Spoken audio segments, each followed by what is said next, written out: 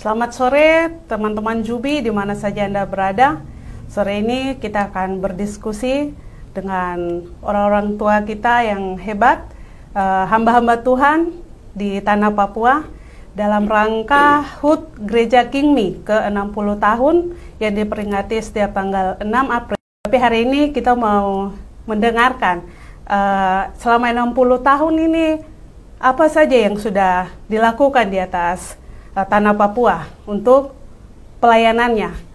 Pasti banyak sekali cerita, banyak sekali tantangan-tantangan yang dihadapi, dan peran gereja ini sendiri buat orang Papua di tanah Papua ini seperti apa. Sudah hadir di studio Jubi hari ini, sore ini, ada Bapak Pendeta Yosia Tebai. Bapak Pendeta Yosia ini merupakan pelaku sejarah terkait masuknya Injil Gereja Kingmi di tanah Papua. Beliau juga saat ini menjabat sebagai penasehat di Sinode Kingmi di tanah Papua yang baru saja melakukan pemilihannya tahun kemarin, Bapak di Timika. Dan kita juga akan berdiskusi sore ini dengan Bapak Pendeta Domingus Pigai. Selamat sore, Bapak. Selamat sore. Sehat ya? Sehat, ya. Puji Tuhan. Bapak Domingus Pigai ini merupakan Sekretaris Sinode Kingmi yang ke-20 ya? Yang baru saja pemilihan kemarin juga. Jadi ini unsur pimpinan ini. Beliau juga merupakan seorang dosen, merupakan dosen teologi di STT Walter Post Sentani. Benar. Dan yang ketiga, karena ini berkaitan dengan HUT Gereja Kingmi di tanah Papua yang ke-60, tentu saja kita punya ketua panitia. Di sini ada Bapak Evangelis Marlis Heselo. Selamat sore, Bapak. Selamat sore. Kita mulai dulu dengan diskusi kita. Mungkin kurang lebih 30 menit ke depan bersama kita. Kita akan bahas sejarah, mungkin yang penting tentang sejarah itu. Bagaimana Gereja Kingmi di tanah Papua bisa ada di sini. Nanti kita langsung kasih saja pada segmen pertama Bapak Pendeta Yosia. Bapak silahkan, Bapak. Mungkin bisa cerita nih, saat itu 60 tahun yang lalu tuh Bapak umur berapa dan Bapak ada di mana saat itu dan bisa terlibat dengan masuknya ini? Ya, Ibu, silahkan, Bapak. Saya waktu Injil masuk di daerah Wisilmeren itu, Paniai, sekarang Paniai. Dulu waktu zaman Belanda itu Wisilmeren, itu nama danau itu. Itu saya sekitar umur 5 tahun.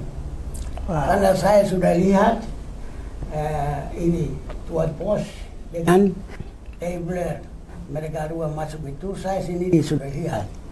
Dan mereka punya lampu-lampu yang bawa ini kami ramai, karena dulu kan zaman tidak bisa toh. Itu di tahun berapa, Bapak? Itu tahun 1939. Oh, 1939. Ya, bulan Januari dulu masuk tanggal 13. Berarti lebih dari 60 tahun yang lalu ya? Ya, itu sudah lebih. Kalau gereja ini, penginjilan itu sudah ada 85 tahun sekarang. Kalau dihitung dengan itu 85 tahun. Kalau dengan penginjilan. Oke. Kalau yang 62 ini 60 tahun. 60 tahun ini apa itu masalah organisasinya. Organisasi. Masalah organisasi ini bentuk tanggal 6 April di Beoka, di Puncak. Itu yang hitung di situ sampai sudah genap sekarang 60 tahun. Jadi selama 60, memang di waktu penginjilan pertama masuk di Enaro itu, setelah 3 tahun mereka ada di situ, misi semua, orang belajar bahasa daerah. Karena tidak bisa langsung mereka buka penginjilan, tapi 1 tahun ini mereka belajar bahasa daerah, bahasa Me, suku Me punya. Jadi setelah itu tahun 41 mereka sudah buka 9 pos PI penginjilan. Di situ sudah mulai jalan, sudah 2 tahun. Itu perang dunia kedua itu pecah hari itu, tahun itu. Jadi mereka sudah dari pemerintah Belanda mereka bilang semua misionaris penginjil yang ada di Naftali Wisselmeren itu semua berangkat karena keluar karena tentara Jepang akan masuk Wisselmeren, sekian ribu pasukan masuk. Itu di situ Injil itu sudah berhenti. Jadi mereka sudah bawa. Setelah Perang Dunia Kedua ini selesai, tahun 46, itu orang masuk Injil kembali. Jadi mereka langsung buka pos-pos yang mereka sudah rintis itu, langsung kasih naik pos PI pertama. Kita mereka mulai di situ.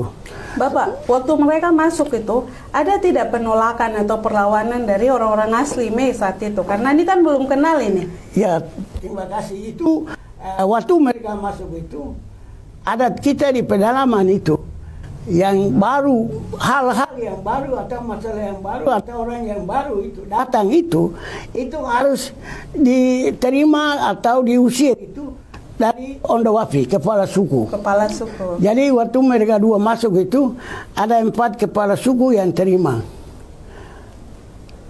Ini mereka terima baru mereka umumkan. Orang-orang ini betul orang baik. Orang-orang ini mereka bawa banyak berkat. Jadi kamu semua terima dengan baik. Jadi selama mereka sudah mulai melayani di sana penginjilan, mereka tidak ada masalah. Masyarakat semua terbuka terima. Sampai setelah terima sudah.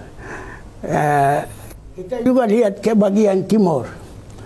Tahun 43 itu, setelah mereka kembali, kita masuk di daerah suku Moni di Intanjaya kan, kabupaten.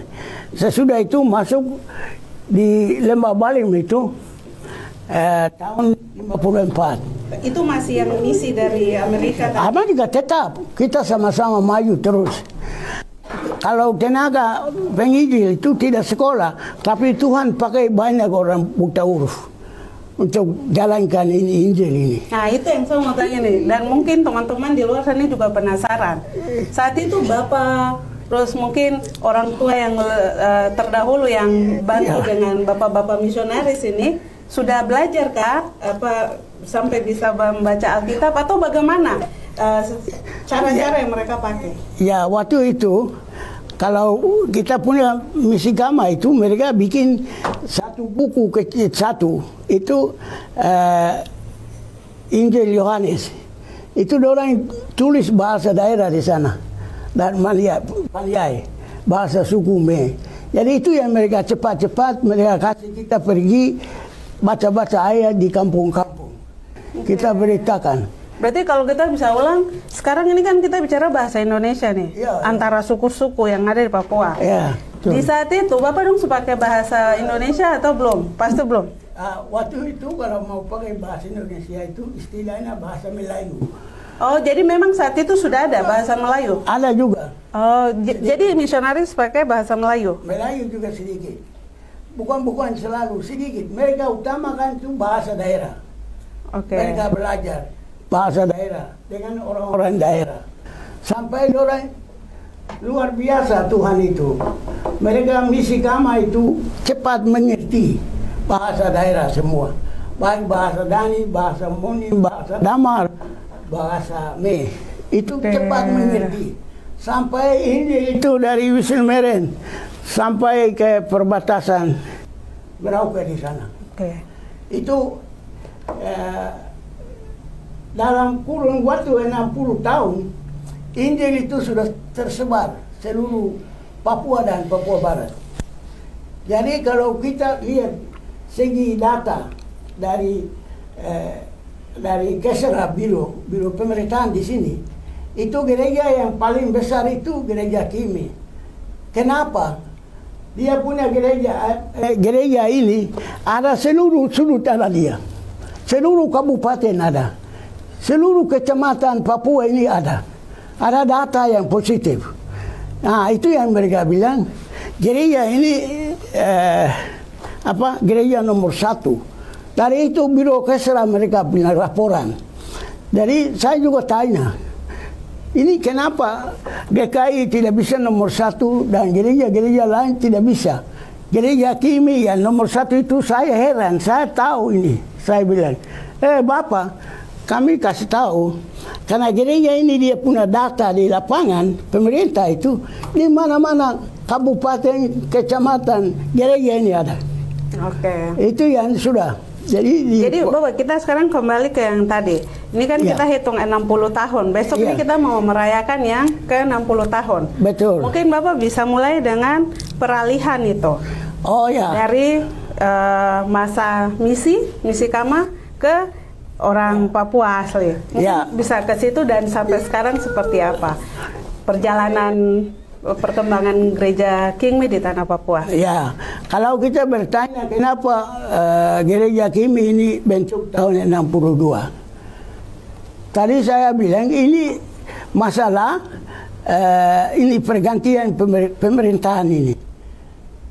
Pemerintahan Belanda dengan Indonesia. Jadi mereka sebelum 1 tahun mereka harus bentuk gereja pribumi. Itu perintah dari New York, Amerika. Ada tertulis surat, segera kamu bentuk gereja pribumi. Karena negara Indonesia masuk itu, sebagian besar itu dia umat Muslim. Jadi jangan sampai kita punya pelayanan besar ini korban, lebih baik segera kamu bentuk gereja pribumi. Nah, itu sebabnya tempatnya di Beoga tanggal 6 April. Itu tempat penyerahan tanggung jawab dari misi Kama kepada gereja pribumi. Jadi gereja Kimi ini waktu kita terima dari misi Kama itu kasih nama dia gereja pribumi. Oke, jadi mula-mula namanya mula-mula itu kita pakai 1 tahun itu gereja pribumi. Setelah kami masuk pemerintah Indonesia tahun 63, itu kami lapor gereja pribumi ini ke Padang Bulan di bawah ini, MES GKI. Kita daftar ke Dirjen Departemen Agama. Kita bawa nama itu, kita masuk dari Departemen Agama. Kalau pribumi itu tidak bisa. Gereja itu luas, bukan orang pribumi saja. Harus ganti malam ini. Besok dia ada. Mereka datang ini orang hukum juga dari Dirjen dia bawa. Orang hukum yang bisa tahu hukum itu Indonesia. Akhirnya memutuskan nama apa? Malam itu kita dua berdoa, baru dia kasih nama. Kita penglihatan. Saya lihat ada nama Gereja Persahabatan. Itu yang kami dua bawa ke sana. Dia bilang itu yang bisa. Jadi waktu itu gereja GKI dengan Kimi yang tanda tangan masuk dalam Indonesia ini. Masuk.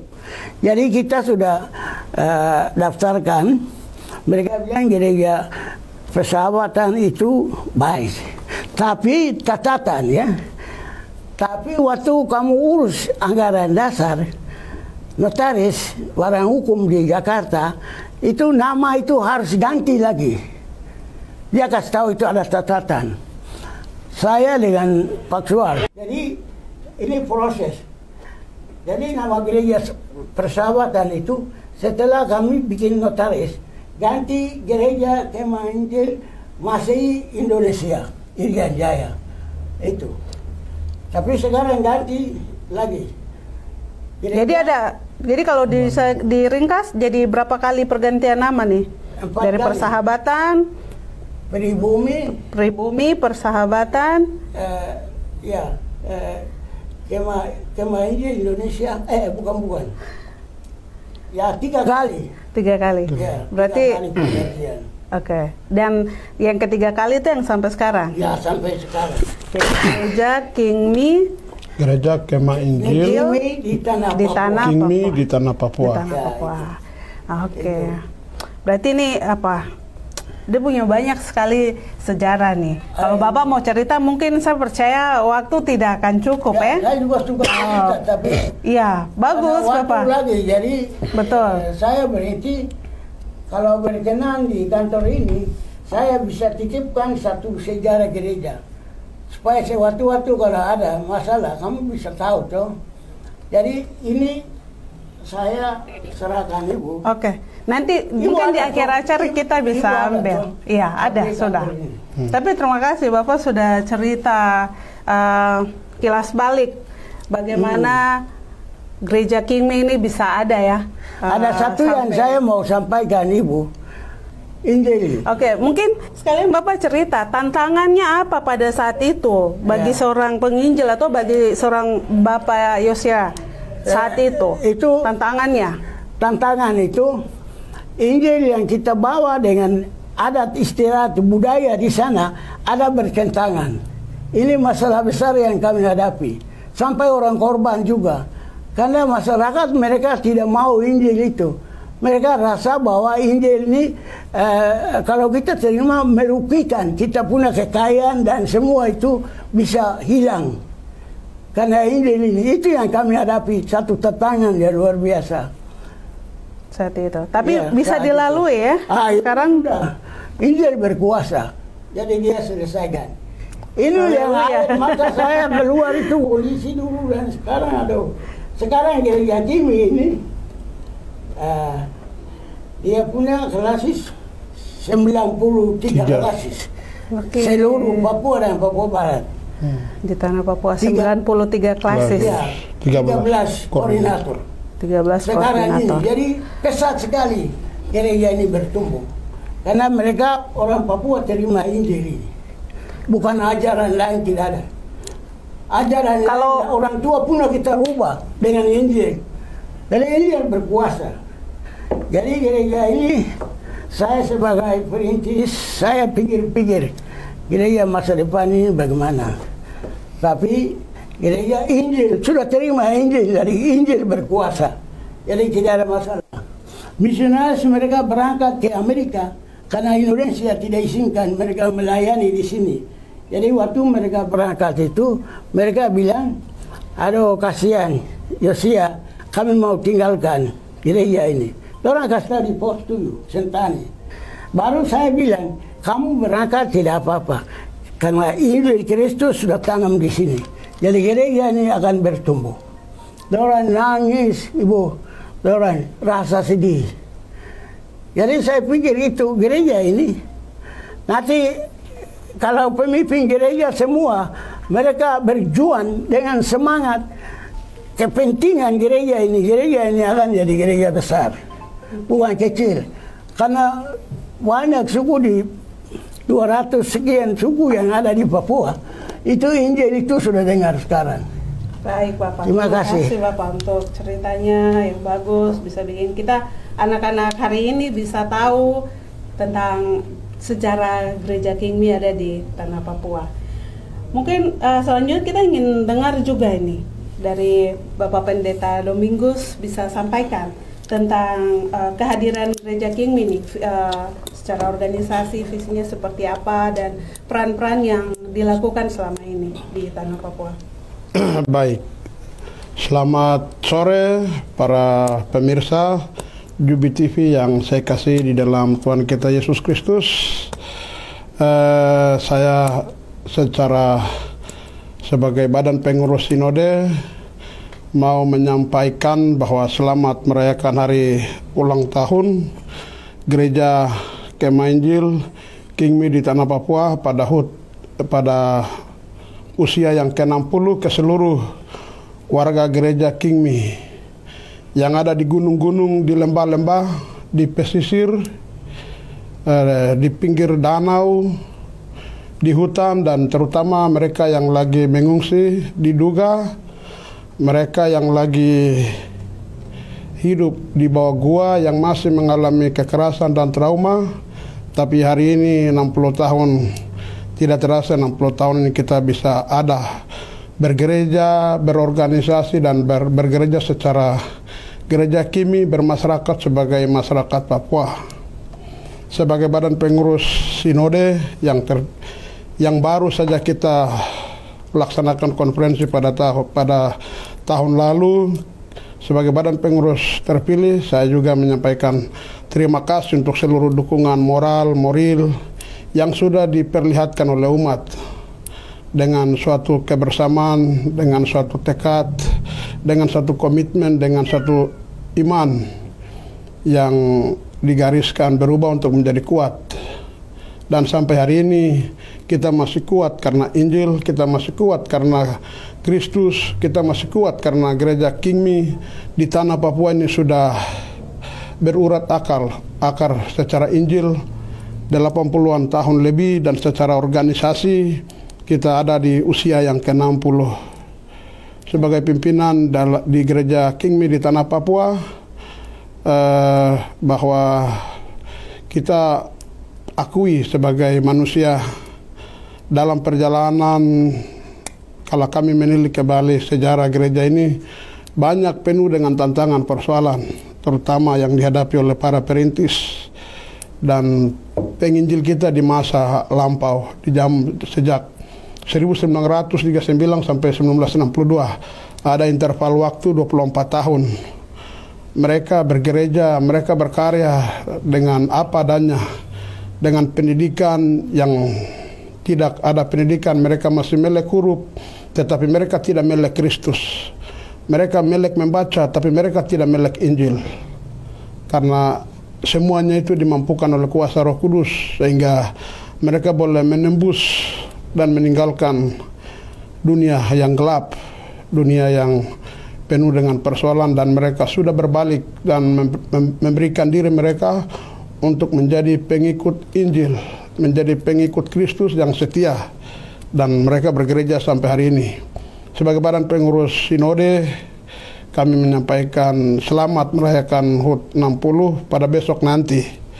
Ya. Tapi pada besok nanti, jadi perayaan HUT Kingmi ini akan terjadi di seluruh tanah Papua. Nanti di koordinator MAMTA ini, Papua dan Papua Barat, akan dilaksanakan secara serentak di seluruh tanah Papua, penjuru Papua. Di koordinator MAMTA akan menggabungkan dengan 3 klasis, nanti secara teknis disampaikan oleh panitia. Tetapi di Papua secara klasis, 93 klasis dalam waktu yang bersamaan mereka akan melaksanakan ibadah-ibadah perayaan dan pengucapan syukur atas organisasi ini bisa ada sampai hari ini. Saya mau menandai bahwa sebagai badan pengurus harian di sinode, kami mengalami banyak sekali tantangan, dan itulah gereja. Gereja kuat karena tantangan, gereja kuat karena ada masalah, gereja kuat karena ada air mata, gereja kuat karena ada darah yang tertumpah, gereja kuat karena ada mati syahid. Dan ini merupakan bagian dari warisan pengalaman sejarah yang kita lihat, dan kita menempatkan diri kita dalam perjalanan sejarah gereja Kingmi. Disitulah kita sebagai bagian dari gereja-gereja lain di muka bumi, kita banyak mengalami tantangan. Tapi kita tidak melihat tantangan itu sebagai masalah, tetapi tantangan itu sebagai benih yang indah, supaya karya dan ladang pelayanan Kristus ini diberitakan. Saya mungkin sepotong di bagian sini. Jadi bicara soal tantangan tadi. Dan juga tema besar gereja Kingmi di tanah Papua berubah untuk menjadi kuat. Saya mau menyinggung soal keadaan di tanah Papua secara keseluruhan sebenarnya. Baik.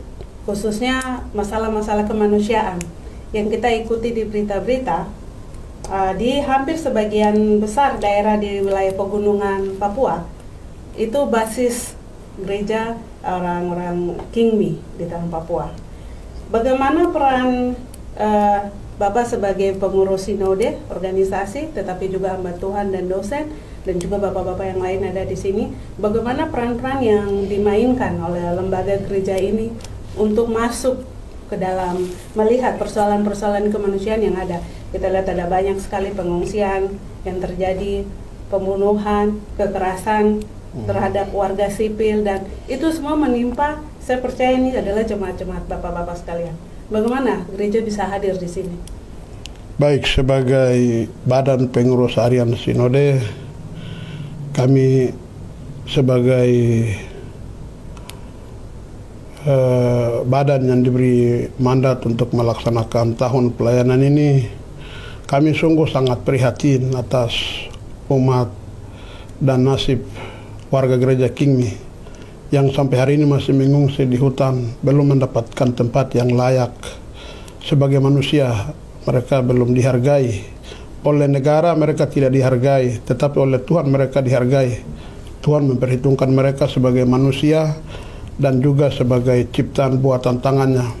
Sebagai gereja di Kingmi di Tanah Papua, terkait dengan berbagai kekerasan, pelanggaran ini, semua ini sebagai bentuk pelanggaran HAM dan kekerasan negara yang terus masih menjadi bagian yang tidak terpisahkan dari bagian sejarah gereja kita di Kingmi. Itu dulu pertama kita lihat bahwa sejarah yang mereka hadapi, kekerasan, pengungsian, ini bagian dari sejarah gereja kita, dan kita tidak melihat itu sebagai ini kita lihat sebagai sebuah ancaman, bagaimana orang dihilangkan secara tidak manusiawi. Kekerasan, kejahatan, dan kemanusiaan apapun pertama atas nama gereja, kami tidak terima itu. Karena itu sangat bertentangan dengan iman kami, itu sangat bertentangan dengan Injil yang kami beritakan, itu sangat bertentangan dengan etika kemanusiaan, prinsip-prinsip kemanusiaan. Itu sangat kami tidak terima sebagai manusia dan sebagai gereja. Yang pertama itu. Yang kedua, bahwa terkait dengan sejumlah persoalan-persoalan kemanusiaan, kami juga berpegang pada Alkitab kami, berpegang pada firman Tuhan ini. Karena firman sudah sangat jelas menasihati kepada kita bahwa jangan membunuh, jangan mencuri, jangan merampas. Karena itu sebagai gereja kami juga bangga dengan anak-anak aktivis yang sampai saat ini melakukan tugas-tugas advokasi, tugas-tugas pendampingan pelayanan pastoral, khususnya bagi warga gereja kami yang sampai saat ini di koordinator Nduga di wilayah Suruh-Suruh. Kami baru terima laporan dari mereka tentang jumlah warga yang mengungsi. Kemarin ada sekitar 2.000 sekian ada mengungsi, dan mengungsi ke beberapa titik, beberapa kampung dekat. Dan karena itu kami harapkan bahwa sebagai gereja terkait kemanusiaan ini negara bilang mau ajak untuk bicara apa itu? Dialog. Kami pikir itu terlalu sepihak. Kami harap bagaimana para korban ini dulu diperhatikan, dikembalikan pada tempat posisi mereka semula sebagai manusia, dihargai. Karena kita bicara soal dialog, kemudian itu nanti ketika kita sama-sama sebagai manusia ada, baru kita bisa lihat dalam posisi setara, dalam posisi sejajar sebagai manusia yang diciptakan oleh Tuhan. Baru kita bisa. Sebelum ini kita tidak bisa bertindak dan merasa bahwa kita sudah hebat sebagai sebuah negara yang menerapkan kebijakan yang baik, padahal rakyat masih, umat kita masih tersandra dalam kebisuan, tersandra dalam kekerasan, tersandra dalam mereka. Ini yang harus diutamakan, karena Kristus datang juga untuk mengangkat orang yang terhina, orang yang korban, orang yang lemah, orang yang tidak berdaya. Justru Kristus dan Injil datang itu menjangkau mereka. Jadi perlakukan mereka sebagai warga negara yang baik. Juga dalam posisi ini juga para aktivis kami mau sampaikan, terutama Pak Haris dengan siapa si Mbak Fatia. Kami atas nama gereja Kingmi di Tanah Papua di HUT ini juga kami mau menyampaikan terima kasih, solidaritas, karena bisa menjadi bagian dari kami yang ikut menggumuli sejarah kami, yaitu mau mengatasi semua bentuk operasi penambangan secara ilegal, perampasan hasil-hasil kekayaan alam. Kami terima kasih dan kami terus doakan untuk mereka juga, para aktivis di tahun ini. Terutama itu kami masih mengingat mereka bahwa mereka juga Tuhan pakai untuk menyentuh tembok kekerasan, tembok kejahatan yang secara sistematis dan terselubung ini. Tapi juga sebagai gereja kami juga menyadari bahwa kalau ada kesalahan-kesalahan dalam diri kita, kesalahan-kesalahan berpikir juga melalui perayaan ini, mari kita juga menyadari diri sebagai manusia bahwa ada hal-hal yang harus kita perbaiki dan menyelaraskan hidup kita sesuai dengan apa isi Injil ini, sehingga kita tidak lagi berpikir menurut kemauan kita, tetapi kita juga berpikir seperti apa yang Tuhan mau, apa yang Injil mau, apa yang kebenaran ini sampaikan, sehingga Injil ini, firman ini menjadi patokan kita dalam berpikir, terutama dalam menempuh perjalanan melihat tahun-tahun kekerasan, tahun-tahun penindasan, tahun-tahun yang penuh dengan gejolak. Terutama kami juga harap di tahun melalui HUT yang ke-60 ini, kami harap kontak senjata antara TPNOPM dan TNI Polri itu boleh gencatan senjata, apakah itu berhenti dulu, stop dulu, karena Injil datang itu bukan dengan senjata, Injil datang itu dengan firman Tuhan. Umat diajarkan firman Tuhan, mereka punya keselamatan, mereka punya ketenangan, mereka punya damai sejahtera. Bukan mereka ditakut-takuti, bukan mereka diteror. Karena Injil gereja kayak kita masuk itu dengan Injil ini. Tidak ada kekuatan lain yang ikut kita dari depan, ikut kita dari belakang, ikut kita dari depan. Hanya Injil ini yang bikin sampai 60. Jadi kami harap itu bisa, negara bisa berhenti dulu. Karena tidak baik kalau kekerasan terus, senjata dengan senjata selesai, itu tidak akan menyelesaikan masalah. Tapi duduk tenang dengan Injil ini akan menyelesaikan masalah. Okay. Itu. Secara organisasi, kalau Bapak dorang punya kah informasi berapa banyak ini jemaatnya yang kemudian menjadi korban? Dan bentuk advokasi seperti apa yang sudah dilakukan? Ya, untuk bentuk soal data, kami pelanggaran apalagi yang kekinian ini, kami punya data, nanti kami rilis secara resmi tentang kekerasan yang terjadi pasca DOB, daerah operasi pembentukan DOB, pemekaran. Ini juga berpotensi menimbulkan konflik. Kenapa? Kami orang Papua, kami Tuhan kasih hikmat akal pikiran, jangan dikte kami. Kalau mau pemekaran, kalau mau daerah otonom baru, bicara dengan kami. Kami bukan anak kecil. Tuhan sudah kasih kami Injil, Tuhan sudah kasih kami hikmat, Tuhan sudah kasih pikiran. Kenapa tidak beri kesempatan, ruang kepada kami untuk kami menentukan arah kami, pandangan kami, pikiran kami, dasar kami ada firman Allah. Kami bisa bicara. Kenapa terlalu cepat memutuskan ikut ini sudah, ikut itu sudah? Kami bukan anak kecil. Kami tuan di tanah kami punya negeri ini, kami yang menentukan. Barulah bisa. Kalau dipaksa terus tidak bisa. Kami juga punya pikiran. Jadi stop dikte kami. Kami juga, kalau kami yang menentukan, kalau kami yang minta, oke, monggo kalau orang Jawa bilang. Tapi kan kami tidak minta.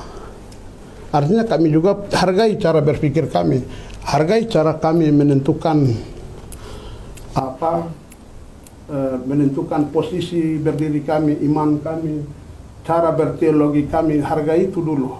Karena itu kemarin juga terkait dengan minuman keras itu, kami juga mau sampaikan di HUT ini, terutama kita generasi muda ini yang masih minum minuman keras, yang masih mabuk, masih narkoba, itu lebih bagus berhenti.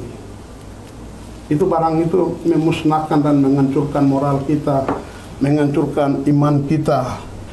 Sehingga tema kita berubah menjadi kuat itu nanti malah berubah jadi lemah lagi. Jadi dan yang berubah jadi kuat kan harusnya manusianya begitu ya. Betul, manusianya itu yang harus berubah. Stop dengan hal-hal yang macam-macam begitu, kekerasan itu terus, kekerasan dalam rumah tangga juga kami kasih suami dengan istri baku pukul berhenti. Kami juga mulai berpikir dalam 60 tahun dalam kemanusiaan ini bagaimana perempuan itu diposisikan juga sejajar dengan laki-laki, dalam arti mendapatkan penghormatan, dilantik boleh pendeta, boleh juga. Kemarin kami di Sorong, saya sendiri yang turun ke Sorong, di Klasi Sorong, Papua Barat, saya mengangkat seorang perempuan menjadi wakil ketua Klasis. Dan itu hal pertama yang saya buat dalam rangka menjaga kesetaraan antara laki-laki dan perempuan itu sama di hadapan Tuhan. Karena itu kami harap ke depan juga supaya peran perempuan juga bisa ada kesempatan, ada ya peluang untuk sama-sama kita melayani Tuhan. Karena memang kitab Lukas itu ditulis oleh dapat inspirasi dari perempuan-perempuan. Nah, itu yang saya pikir juga hal yang perlu kita sentil di dalam kemanusiaan. Terus kami juga mau katakan bahwa orang Papua ini, gereja Papua, gereja Kim ini gereja yang menghargai manusia. Jadi itu macam stigma seperti separatis lah, gereja yang memperjuangkan Papua merdeka lah, gereja OPM lah, gereja separatis lah. Itu tidak benar. Tidak benar. Periksa di anggaran dasar. Kami percaya pada Alkitab kami percaya pada kitab Kejadian sampai Wahyu. Kami punya anggaran dasar. Jadi kami gereja tetap kami bicara soal kemanusiaan, bukan politik.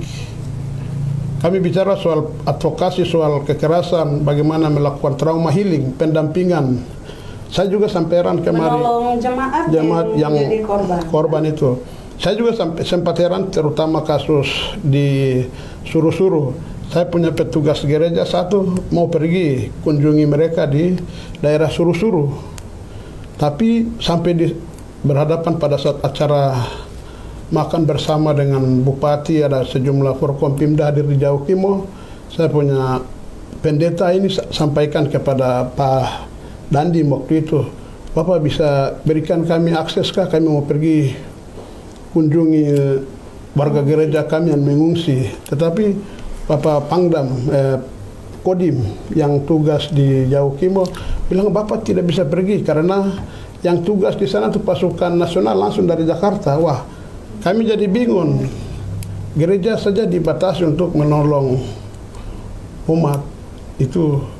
Karena itu mereka ada kode-kode khusus. Wah, kode-kode khusus apa yang lagi? Ini kan pemimpin dengan umat perlu bersolidar. Tetapi itu dibatasi. Jadi akhirnya tidak jadi pergi. Jadi sampai hari ini belum turun nih, lihat. Kalau itu ada beberapa pengurus Klasis sudah pergi, tapi beberapa waktu jadi tidak diizinkan karena dianggap berbahaya. Tapi kami pikir apa yang berbahaya? Gereja turun tidak berbahaya. Gereja datang dengan misi kemanusiaan. Kami ada beberapa lobby usaha yang sementara ini daerah kami, warga kami itu memang seperti di Jaukimo, mereka butuh kelambu. Kami juga sudah ajukan untuk bantuan kemanusiaan supaya diberikan bantuan misalnya dari segi fasilitas kesehatan. Ini sudah kami ketemu juga dengan dinas provinsi supaya mereka mendapatkan pelayanan kesehatan. Cuma sampai hari ini masih belum. Jadi iya tapi kami tetap berdoa bahwa jemaat kami ini tetap dijaga oleh Tuhan di usia yang ke 60 tahun. 60 ini. Kami juga atas nama gereja, kami juga mungkin ada kesalahan-kesalahan juga. Kami juga mungkin sebagai manusia ada hal-hal yang tidak kami lihat, tetapi di dalam Tuhan semuanya nyata bagi kami, disampaikan kepada kami. Mungkin dari saya itu. Baik. Waktunya. Terima kasih Bapak Pendeta. Sharing yang luar biasa ya. Dan saya pikir Bapak Merlis mau tambahkan terkait tantangan-tantangan yang dihadapi sebelum nanti masuk ke, pasti mau cerita soal HUT besok ini, sebelum masuk ke sana. Iya, saya pikir masalah tantangan itu namanya organisasi, itu hal biasa. Kalau orang ikuti organisasi pasti ada tantangan yang sudah disampaikan oleh Pak Sekretaris Sinode, itu pasti sudah jelas. Di mana ada organisasi itu pasti ada masalah, apalagi gereja. Saya pikir semua gereja sering menghadapi masalah yang seperti kami hadapi.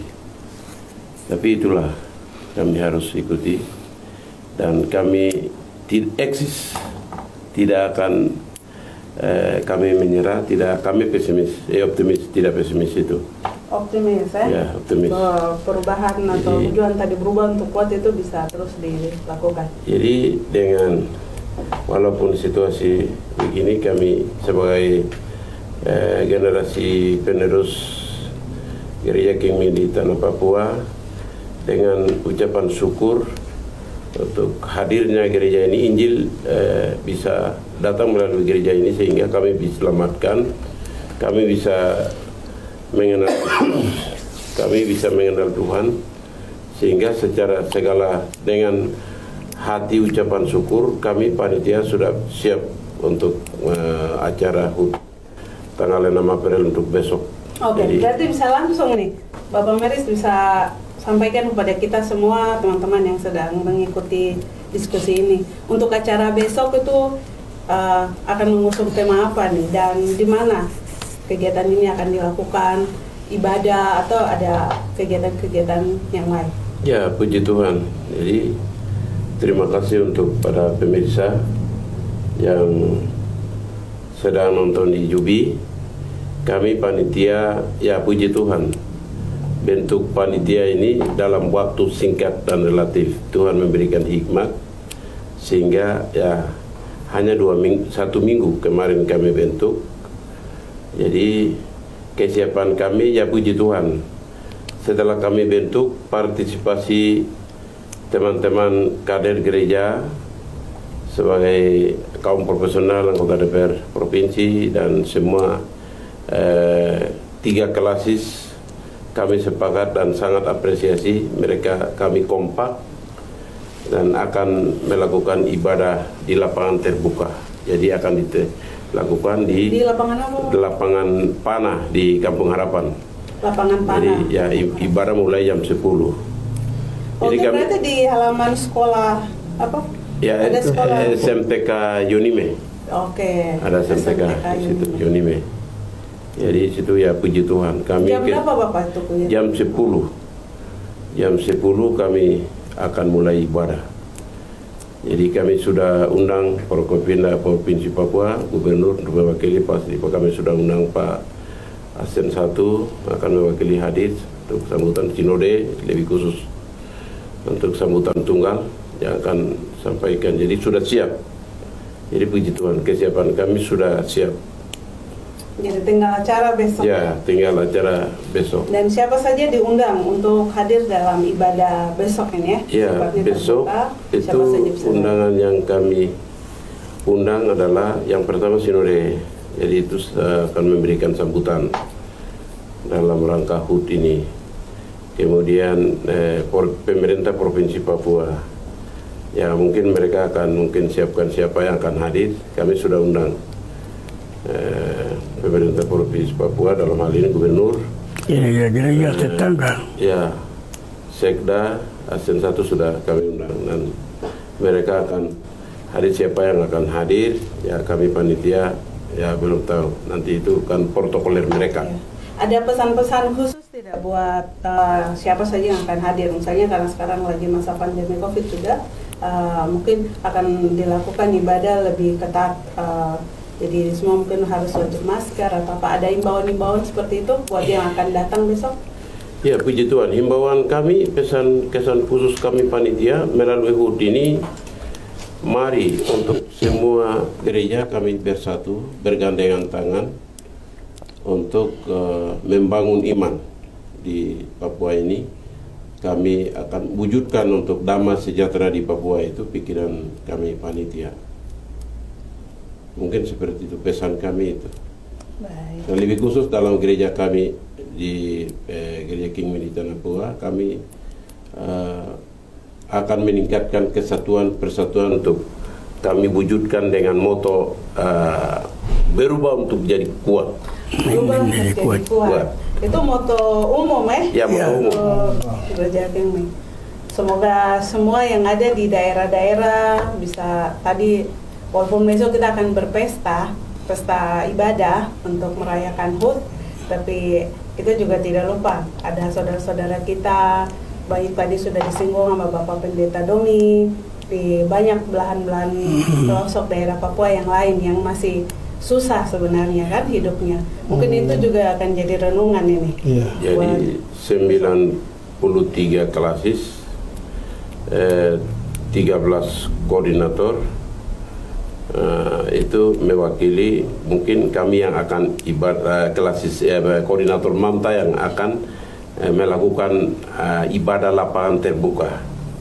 Jadi kami panitia mohon partisipasi semua pihak, baik keamanan dan semua teman-teman di berbagai denominasi, tolong dukungan doa. Jadi terima kasih untuk Jubi, terima kasih untuk kami bisa hadir untuk bisa wawancara dialog interaktif pada malam hari ini. Terima kasih juga sudah hadir di studio Jubi yang kecil ini. Semoga semua yang tadi disampaikan sudah sudah tersampaikan semua ya.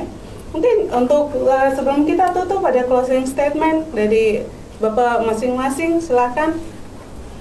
Karena ini saya juga lihat karena kita juga sedang live di Facebook Jubi. Saya mungkin perlu lihat, mungkin ada pertanyaan atau tidak. Oke, ini ada. Oke, saya kira. Oke, ini ada satu pertanyaan dari di chatting Bapak. Yang ini buat Bapak Pendeta Yosia Terbaik. Bapak sebagai pelaku sejarah. Bapak jelaskan tahun terbentuknya Gereja Kingmi di Beoga itu tahun 1962. Karena belakangan ini ada banyak yang membelokkan sejarah. Makasih. Mungkin sebelum kita tutup, Bapak bisa sedikit saja cerita soal menjelaskan lagi lebih tegas tentang masuknya ini di Beoga. Ya, yang di Beoga itu setelah dibentuk itu koperasi rapat kedua itu pertama itu pribumi itu kita diadakan di Ilaga untuk pemilihan sinode baru dari gereja pribumi itu. Jadi kami mengucap syukur kepada Tuhan karena kami punya gereja ini yang ketua sinode pertama itu orang Ambon. Itu namanya Christian Paksuar. Dia yang ketua sinode pertama. Itu berarti di tahun 60 itu? 60 itu, tanggal 10. Tanggal 10 April ini. Setelah di Beoga kita pindah di Ilaga. 4 hari kemudian. Ya. 4 hari kemudian. 4 hari kemudian kita pilih dia sebagai ketua sinode. Dia ini juga seorang pejuang. Masuk dengan Tuan Pos di Wesselmeren itu. Ini Paksual ini juga sama-sama. Dia dari belakang datang. Ada beberapa pengikil dari Kalimantan Timur. Ada juga dari di Manado tidak. Ada satu orang dari Sumatera sana, yang lain itu dari Ambon. Orang sama-sama. Jadi mereka yang sama-sama rintis di Wesselmeren itu. Jadi kita pilih dia satu penghargaan. Kita kasih dia 3 periode ketua sinode dia pertama. Ya, kalau kita juga hargai orang Ambon, orang Manado, kita kasih ketua sinode 1 periode, Bapak Sumilat. Karena dia juga sudah datang, dia melayani. Jadi kita kasih penghargaan itu, kedudukan itu.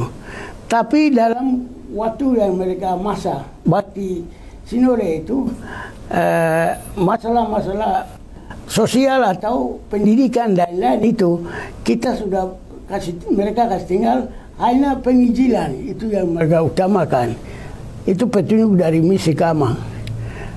Mereka bilang kami diutus oleh Yesus. Injil harus beritakan. Jadi kamu harus begitu, bukan masalah ekonomi, masalah segala macam itu dari belakang. Mereka bilang. Jadi Injil ini yang utamakan. Itu dan waktu itu Badan Pengurus Sinode itu ada 4 suku besar di pedalaman, itu semua anggota. itu suku Dani 2, suku Damal 2, suku Moni 2, suku Me 2. Itu karena mereka tidak bisa bahasa Melayu, tidak bisa baca. Jadi kita kasih tinggal orang sebagai anggota pengurus di bawah. Kalau yang ketua sinode itu faktual wakilnya orang Perimumi. Ya, Matius Tebai. Sekretaris Sistak Pagage. Kalau bendara saya sendiri. Jadi kita 4 orang yang kita jalankan. Oke. Jadi tadi itu sudah menjawab atau belum ya soal yang mana itu? Gereja Kingmi di Beoga itu tahun 1962. 62. Ya. Jadi awalnya di Beoga tahun 1962. Ya, itu awal. Semoga teman-teman yang... Tapi saya mau tambah lagi, Ibu. Kita bentuk di Beoga, Ilaga. Tapi pengurus sinode itu di Ilaga, tapi pelantikannya di Paniai sana. Pengurus sinode pertama ini. Jadi pembentukan pertama di Beoga, ya. Kemudian pemilihan di Ilaga. Pemilihan di Ilaga, baru pelantikan di Paniai. Pelantikannya di Paniai. Ya, itu yang dulu 62 itu. Oke. Jadi semoga ini bisa menjawab ya. Ada pertanyaan dari teman bernama Melianus Numang. Dia minta ada penegasan dari Bapak soal itu karena katanya akhir-akhir ini banyak yang suka membelokkan sejarah sejak Kingmi di tanah Papua lahir. Betul. Jadi saya tambah lagi sedikit. Ini masalah sejarah itu. Ada satu gereja yang lambangnya kita sama. Itu gereja Kemah Injil Indonesia. Gambar apa? Logonya sama. Logo gereja. Tapi kita punya logo itu ada foto tanah Papua masuk. Petanya. Wah, sudah masuk itu bahwa dibuktikan gereja Kingmi itu miliknya Pulau Papua ini dia. Kalau mau Injil ke sana ke sini tidak ada masalah. Tapi dia pusatnya di tanah Papua. Jadi Injil Kingmi ini keluar dari tanah Papua. Ya, itu tidak ada masalah. Itu Injil. Ya. Oke. Kita akan selesai diskusi kita sekarang. Saya minta closing statement satu-satu. Silakan. Sebelum kita tutup dari Bapak Merlis. Baik, terima kasih untuk Jubi memberikan peluang untuk kami melalui hari ulang tahun ini. Kami panitia bersama pelaku sejarah dengan sinode kami bisa dialog pada sore hari ini. Semoga pesan kami Jubi semoga berkembang Terima kasih. lebih leluasa untuk Papua dan secara umum untuk seluruh dunia. Menjadi berkat dan ini menjadi harapan kami. Jadi terima kasih. Terima kasih Bapak. Ya, kalau saya ini kalau masalah gereja Kingmi ini mau kasih naik di Facebook, bukan Facebook saja. Tapi kalau mau wawancara, kami juga bersedia untuk Jubi ini terima kami kalau kami minta datang untuk cerita peristiwa-peristiwa yang terjadi itu. Jadi seperti sekarang ini, besok lusa ada perubahan terjadi, kita bilang pergi kita beritakan. Itu yang saya minta dengan hormat. Jubi harus siap. Terima kami. Ya. Terima kasih. Ini closing statement dari dua pembicara kita hanya terkait Jubi. Mungkin ada yang lain menyangkut Kingmi, gereja Kingmi di tanah Papua atau lebih umum buat masyarakat Papua. Bapak Pendeta Domingus. Baik, pertama-tama seluruh para pendeta, penginjil dan evangelis, para guru sekolah teologi, para dosen-dosen sekolah teologi, seluruh pengerja gereja Kingmi di tanah Papua, bahwa pada hari besok, hari 6 April, hari di mana kita sudah dituntun oleh Tuhan Allah dengan tangannya yang besar dalam sejarah gereja kita yang penuh dengan tantangan, kekerasan, konflik, tapi Tuhan sudah mengalahkan itu, sehingga di dalam sorotan tema kita kali ini bahwa di dalam Yohanes pasal 16 ayat 33 dan Yesaya 26 ayat 12 mengingatkan kita bahwa damai sejahtera yang diberikan oleh Yesus Kristus kepada engkau semua pengerja gereja Kemah Injil Kingmi di dusun-dusun, di kota, di gunung-gunung, di rimba raya, di dusun-dusun, di rawa-rawa. Pegang teguh Injil itu sampai Yesus datang. Itu yang pertama. Jangan bergeser sedikit pun dari komitmen, pengharapan, dan kepercayaanmu terhadap Injil. Karena Injil ini tidak salah. Injil ini benar adanya. Gereja ini sudah benar. Tidak ada yang salah. Secara hukum Tuhan, secara hukum dunia, secara hukum sejarah, Gereja Kemah Injil Kingmi yang berlandaskan 4 Injil berganda sudah sah, sudah benar di hadapan Tuhan dan di hadapan bumi. Dan sampai hari ini kita akan pegang itu sampai Yesus datang. Yang kedua, bahwa saya juga sampaikan kepada keluarga-keluarga yang ada di seluruh tanah Papua, perayaan HUT yang ke-60 ini, mari kita berdiri sebagai keluarga-keluarga yang selalu membangun diri kita dengan doa, iman, firman Allah, dan mengokohkan diri kita agar kita didapati mempunyai hubungan persekutuan dengan Tuhan yang akrab dan intim, tapi juga membangun persekutuan yang intim dan erat dengan sesama suami dan istri dan anak-anak, tapi juga membangun hubungan yang erat bagi para dosen di sekolah-sekolah teologi, baik sekolah teologi di Jayapura Walter Post yang ada di beberapa daerah di Nabire, Timika, Jayapura, dan juga sekolah-sekolah Alkitab dalam bahasa daerah yang ada di daerah-daerah terpencil, yang oleh manusia walaupun tidak dihitung betapa besar pengorbanan, semangatmu, motivasimu, niatmu untuk melayani Tuhan, tetapi Tuhan memperhitungkan itu sebagai proyek suci Allah. Peganglah itu, teruskan itu, kuatkan itu, karena itu yang akan menguatkan hidupmu, itulah yang akan menguatkan perjalanan pelayananmu. Yang ketiga, saya harapkan kepada generasi-generasi muda, terutama yang masih pelajar, mahasiswa, di mana saja berada, belajar dengan baik, belajar dengan tekun. Kalau mahasiswa, jangan copy paste, kerja tugas yang baik. Dosen kerja, jadilah mahasiswa yang selalu setia baca buku, selalu mencintai ilmu pengetahuan, selalu mencintai teknologi, seperti yang kau mencintai kitab suci. Perlakukanlah sikap hidupmu sama dengan pengetahuan, karena pengetahuan adalah jendela dunia. Itu yang akan membangun kualitas. Karena kenapa penting? Papua sedang bergolak. Kamulah penentu dan pelihat masa depan bangsa, tanah dan negeri yang sudah dimeteraikan oleh Injil ini. Saya juga sarankan kepada para kader DPR, para bupati, kepala-kepala dinas yang ada dalam gereja Kingmi sebagai pimpinan sinode, jaga karaktermu sebagai anak-anak Tuhan. Tunjukkanlah imanmu, sikapmu sebagai orang-orang yang benar-benar membela Injil di atas segala kepentingan apapun yang masuk di tanah ini. Ingat, bekerjalah dengan setia, jujur, taat pada firman, dengarlah ratapan orang-orang yang tidak terdengar. Jadilah suara bagi mereka yang tidak terlihat melalui kebijakan yang kau buat, undang-undang yang kau buat.